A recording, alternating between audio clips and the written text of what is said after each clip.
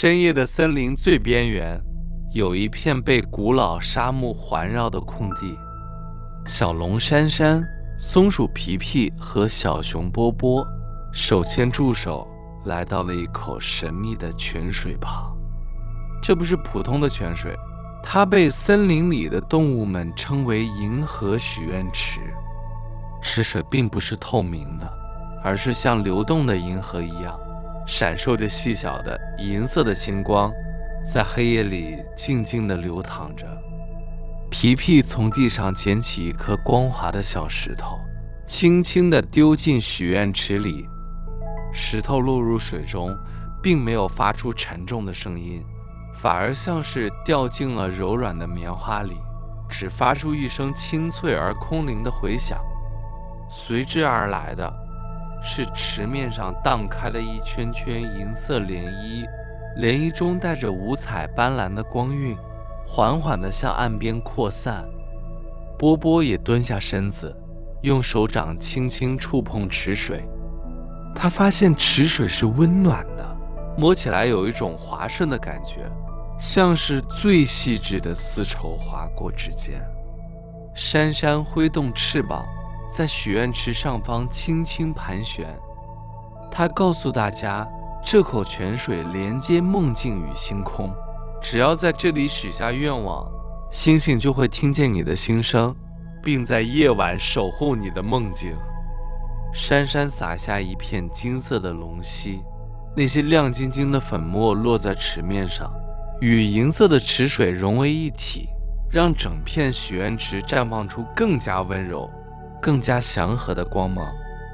皮皮闭上眼睛，默默地在心里许下了一个平安的愿望。他感觉有一股暖流从脚尖一直传到了头顶，让他整个人的心情都变得无比放松。波波在池边的一块软垫草地上躺了下来，他发现从这个角度仰望星空，天上的星星看起来特别大，特别亮，庞佛伸手就能摘到。许愿池散发出的微光，轻轻地映照在他的脸上，给他带来了一种莫名的安全感。珊珊也降落在伙伴们身边，收起翅膀，用温暖的体温包围着大家。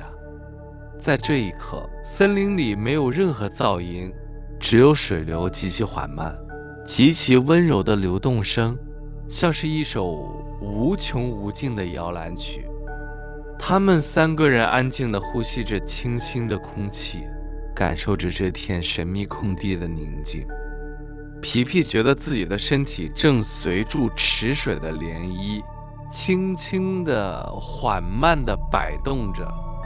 波波的意识也开始变得模糊，他觉得自己像是漂浮在星海之中，四周都是暖暖的、亮亮的。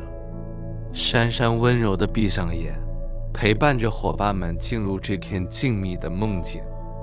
现在，宝贝，你也跟住珊珊他们一起躺在银河许愿池旁的软草地上吧。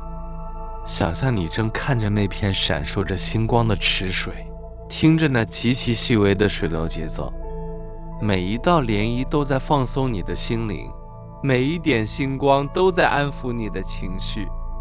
你的呼吸变得很深很长，你的身体感觉越来越沉重，越来越放松，就像是彻底融入了这片温暖的大地之中。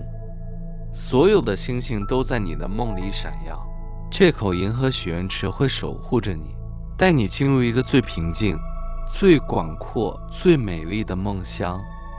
祝你有个好梦，宝贝，晚安。